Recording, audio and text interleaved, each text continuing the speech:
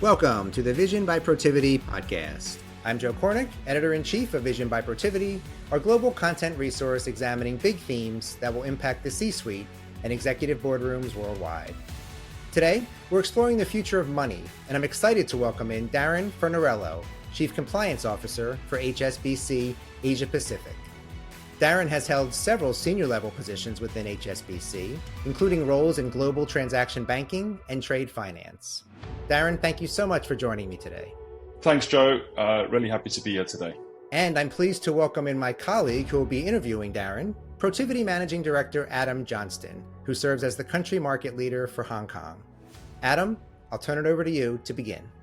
Thanks, Joe, and welcome again, Darren. It's always a pleasure speaking with you, and I'm very excited to dive into our topic today, the future of money through the lens of compliance. As the Chief Compliance Officer for the Asia Pacific region, you lead a large team of compliance professionals across some 20 businesses and 18 jurisdictions.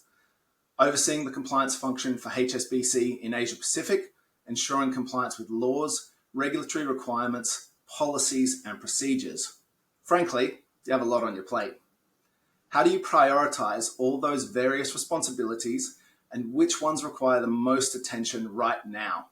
Thanks, Adam, and thanks for having me. I'm also looking forward to the session today. Look, and thanks for the intro. You certainly make the role sound huge and important, so thank you for that. Let me just perhaps frame and give some context just around sort of the responsibility, and then I'll try and tackle that question in order. One of the key things to help me do my job and to execute those responsibilities is obviously having a robust compliance framework, which really consists of globally applicable principles, but also making sure that there's enough adaptability in those principles to allow for local regulatory requirements and nuances. Another key aspect of that is also making sure that we have global policies which are clearly comprehensive and detailed, and provide clear direction and guidance to each of our businesses' unique risks. And of course, we also have horizon scanning tools which help us identify emerging risks. This really helps us to stay informed about what risks are emerging. It gives us great insights to regulatory trends and changes. We also look at macroeconomic and geopolitical issues and events. And this also gives us great insights in terms of what we think the potential impact could be to our business, as well as our compliance controls and our framework. Just to maybe bring that alive a bit, I'll use a good example of all the risks that we've seen that have stemmed from the Russia-Ukraine war. This has been unprecedented for the financial services industry, where we've seen an unprecedented level of sanctions, as well as activities-based sanctions, which has been very challenging for the financial industry to manage and to comply with. And this is predominantly because some of those activities-based sanctions and restrictions, banks have never designed specific controls or measures to be able to comply with those. To some extent, we have to have agility to be able to implement new controls and frameworks to ensure that we are managing those specific risks, as an example. But if I were to also kind of just put the Russia-Ukraine war aside, some of the other risks that we continue to monitor and do require additional attention is things around sort of asset quality. And this is obviously given the backdrop of the macroeconomic environment, as well as challenges that we see across the credit landscape. This means that we're conducting regular health checks and on our counterparty exposures, which also include non-bank financial institutions as part of the portfolio review. We clearly also focus quite heavily on operational resilience. This always requires ongoing reviews, testing, and enhancement, particularly in the spaces around cybercrime and cybersecurity, data privacy, even third-party risk management, including things like cloud service providers, etc. Of course, financial crime is always up there in terms of a key focus. This always requires constant tuning and enhancements, given we've seen pretty advanced technical advances around the digital and crypto space, introduction of global wallets and digital payment platforms, These all bring new risks for a bank like ours to manage and to mitigate. And we also need to look at, what enhancements we need to make to the overall AML framework, as well as our monitoring capabilities around this. Lastly, I'll just mention, obviously, green and sustainable banking has clearly come into sharp focus in the last year or two. We are working very closely with our businesses and regulators around climate risk, around climate risk management processes and governance, including thematic reviews on green products and green washing related risks. Many of these still require, ongoing work, particularly from a regulatory perspective and the supervision that regulators want to put around, climate-related risks, as well as clearly defining some of those risk taxonomies. So as you look out over the next 3 to 5 years, do you see that changing? What do you think will be the biggest issues facing compliance officers in the banking sector in the future? And how do you prepare to meet those challenges? Yeah, look, that's a great question. And to some extent, I would say, the future is almost already on us. And we're already seeing a number of changes which are happening now and will continue to happen in the future. So undoubtedly, we will see, significant transformation in the banking sector, which will be undoubtedly, again, driven by advances in technology, evolving customer expectations, the changing dynamics of geopolitics, the global economy, and all of these will require some level of regulatory change or enhancements. Some of the key things that I see will be around, obviously, digitalization, open banking, artificial intelligence and robotics, workforce transformation, cybersecurity, and as mentioned, sustainable banking, as well as regulatory technology. Just to cover a couple of those off, digitization, as I've already mentioned, we're already seeing a big acceleration around this through a number of banking services. And this has already started from simple account onboardings through digital platforms, the use of, Zoom and other identification platforms, right the way through to mobile banking and to online banking platforms. Advances in this space will definitely continue, and we will see this take and become more prevalent as more and more customers are, getting more comfortable and turning to digital channels for their banking needs. I think open banking will further transform banking services, really enabling those third-party developers to access customer data. Of course, this will need to be with customer consent, and we'll definitely see an acceleration around the build out of innovative apps and services in this space.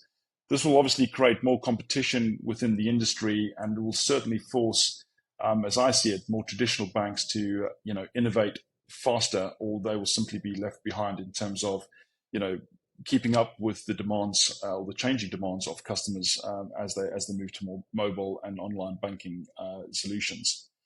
The adoption of AI and robotics in banking operations, I think, we'll see a significant increase in the coming years. Banks will generally use these technologies to, further improve the way we do risk assessments, fraud detection, even customer service. And we can see this perhaps, for instance, with the use of sort of AI chatbots, which we're seeing significant advances with, especially technology like ChatGPT and others, which, still have question marks in terms of the ethics around it, but we're seeing these, big technological moves. So I also think these technologies will be used for various operational tasks, simply to help the banks become more effective and efficient, but also hopefully improve the overall customer experience when dealing with banks. Lastly, I would just mention that we're also already seeing an increase in regulatory complexity, and banks will need to invest significantly more, in my opinion, around RegTech solutions. These solutions will certainly help banks to manage regulatory requirements more effectively and efficiently, and help drive some of those efficiencies to reduce the overall cost of being compliant with regulations. And hopefully, with the use of these technologies, it will also reduce the risk and the cost of non-compliance. We've seen significantly over the last few years that regulators have stepped up quite spectacularly their enforcement actions over the last few years for financial non-compliance. And these have resulted in very hefty fines and penalties in the industry. I'm also seeing a trend where technical compliance has to be a must for banks and other institutions. As regulators become more sophisticated themselves with the adoption of better data analytical tools and AI, they will be holding banks to technical compliance, which means banks need to get the basics right, let alone start thinking about how to manage some of the risks of the future. And with all that being said, how do you balance digital transformation, all the emerging technologies from AI to cloud, as you mentioned, the potential efficiencies that it brings, balance with data protection, security, risk, and regulation? Look, most banks already are embarking on some form of digital transformation in one shape, form, or another. From my perspective, strategic planning is absolutely critical here. Management need to have a very clear strategy, in my opinion, around sort of their digital transformation programs. This is really needs to be driven by sort of a clear understanding of what technology exists, how that can be integrated, and what the benefits that will bring to the bank. For an example, what are the benefits of using AI and machine learning to improve, operational efficiencies or enhance business priorities or to help, with risk mitigation strategies, etc. When we embark on digital transformation and the application of bringing in new technology, we look at this through a number of lenses. One of the key lenses we do look at this through is through our customer lens. So regardless of the technology that we're going to deploy, we kind of need to make sure that we understand, well, how does this actually improve, the customer's interaction with the bank? Are we improving the way we're servicing them? Are we making their touch points with the bank more seamless? Are we improving the overall experience of the customer as they interface with different parts of the bank for different products and services? And how are we actually enhancing the overall customer protection around their data and personal information? So directly correlated to that is obviously, as you start to deploy some of these things, data management and privacy becomes critically important. So even when you think about the adoption of artificial intelligence or cloud technologies, these both demand sort of very robust data management strategies, which means that we need to adhere to data privacy and regulations, which we know continues to change. We're already seeing how tricky and how more costly this has been done, especially for global and foreign banks, as we see more sort of data localization laws, which we need to manage, and that does create a bit of a challenge for us. Lastly, I would also say a key aspect to which we look at this through is the lens of business alignment. And do the adoption, of these new technologies, are they providing business value? Does it align to our strategic business objectives? I'm always keen to ensure that, as we deploy and use new technology, it does serve a practical purpose beyond just sort of keeping up with the times. As somebody who spends a lot of time thinking about standards and procedures to ensure compliance programs detect, prevent, and correct non-compliance with laws and regulations, I'm curious to hear your thoughts about where you see the regulatory environment evolving over the next several years. Are there changes that you expect on the horizon?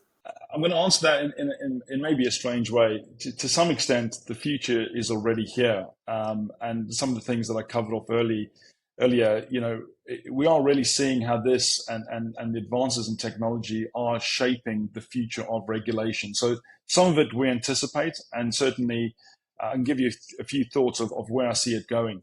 And again, I would say, given the advances on digital and cybersecurity, we will absolutely see that this will become, key in terms of, deploying digital platforms and key around sort of enhancing operations. So we'll definitely see, more regulation from regulators.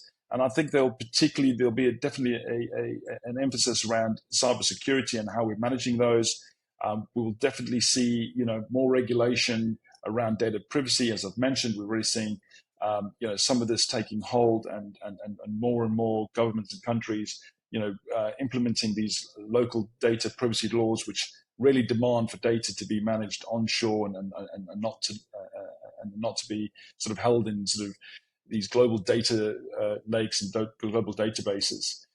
So they will definitely, I think, we'll see evolving regulation around this, and I think there'll be more sort of defining of the standards and the protocols that we would need to enhance and implement to protect customers, to protect customer data, and to some extent, from an operational resilience to protect the banking system from cyber attacks, ransomware attacks, through the uses of new and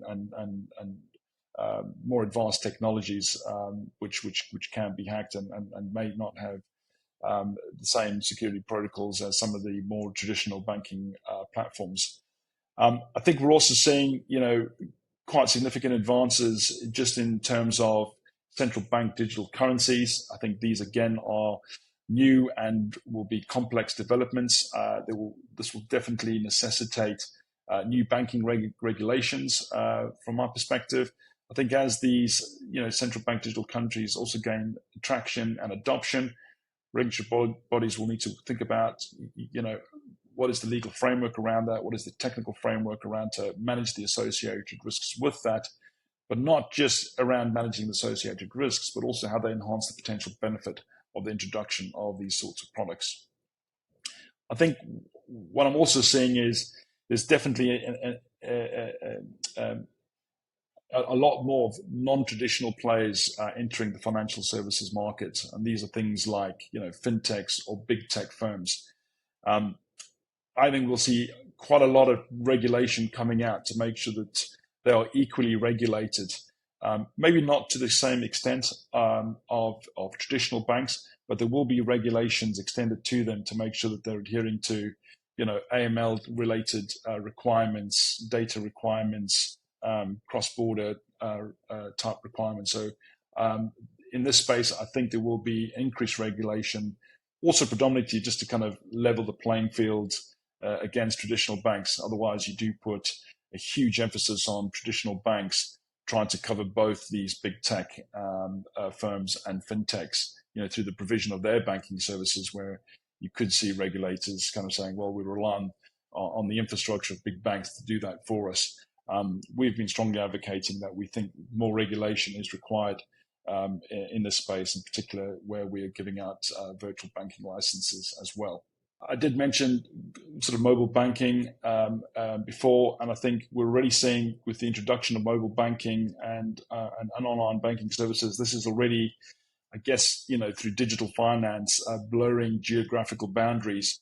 So I think we'll see more regulation, certainly from around the world, where regulators will need to, pretty much collaborate more frequently to manage some of the associated risks with sort of cross-border transactions. Lastly, I'll mention, and maybe, to finish this question a bit more controversially, is I think there will be regulation on AI and machine learning. I think these technologies will definitely in the future transform the way banks operate, how they manage customers, customer data, services, and operations. I think these technologies, as they progress and become more mainstream, regulators will be looking to design and to address some of the pretty big open questions out there around sort of ethical implications of some of the algorithms. Are there potential biases in these algorithms? What does that do? Are we susceptible to legal and potential data violations? Is machine learning and AI making decisions, and where do we rest the accountability for some of these? Thanks, Darren. That's very comprehensive. We've covered a lot of ground today. I do have just one final question to close on, and that is, if you do think about the future of money from a compliance lens in the distant future, say beyond 5 years, 5 to 10 years, what's the one thing that concerns you the most? Again, a great question. I think the risk of future money will definitely be we're moving to a virtual, virtual currencies, crypto assets, tokenization. I think this is the one thing that generally, will keep me awake at night, and that's predominantly because it's unregulated at the moment. We've already seen, some issues with Ponzi schemes in the digital and crypto space. And I think, it's not very clearly understood by customers. And I think there's a lot of vulnerabilities there where people could be caught into this, trapped into this, where customers could be taken advantage of. And I think this also opens up tremendous, risk for banks in terms of, really around the financial crime risk space. Because a lot of these digital platforms, digital assets, tokenizations or whatever it may be in the future will definitely make it difficult and more difficult for regulators, banks and law enforcement to really enforce some of the AML rules and regulations that the bank, holds themselves accountable to today. So there will be, I think that there needs to be significant advancement just around how that is regulated, but also significant, upskilling, which we'll need to do from staff, from, our own internal operations to be able to kind of, how do we effectively manage these new potential risks that will come through all of these digital platforms? Because people are moving away from more traditional banking. And even if you think about the mobile phone, 10 years ago, what it could do versus what it could do today, the technical advances that, you could pretty much run your whole life on your iPhone or your smartphone. I think, the future generations will want to do all of their banking, all of their finance, all of their transactions via these mobile devices and platforms. And that does create, a plethora of risks and issues that we need to think about to manage to safeguard customers, make sure that they're not being taken advantage of, make sure that, banks and systems are not being held to ransomware, which we've seen in recent months and years. So there's a lot to this, it's a very big question, Adam. There's a lot of components there and a lot of things, I think, as these things evolve, hopefully they evolve, quickly, but hopefully they don't, evolve so quickly that, we don't have time to manage and mitigate the risks. Yeah, absolutely. Darren, thanks again for your time today. We covered a lot of ground, very, very insightful, and we really appreciate you spending the time. It's my absolute pleasure. And again, thanks for having me. And back to you, Joe. Thanks, Adam. And thanks, Darren. And thank you for listening to the Vision by Protiviti podcast. Please rate and subscribe wherever you listen to podcasts. And be sure to visit vision.protiviti.com to view all of our latest content. Until next time, I'm Joe Cornick.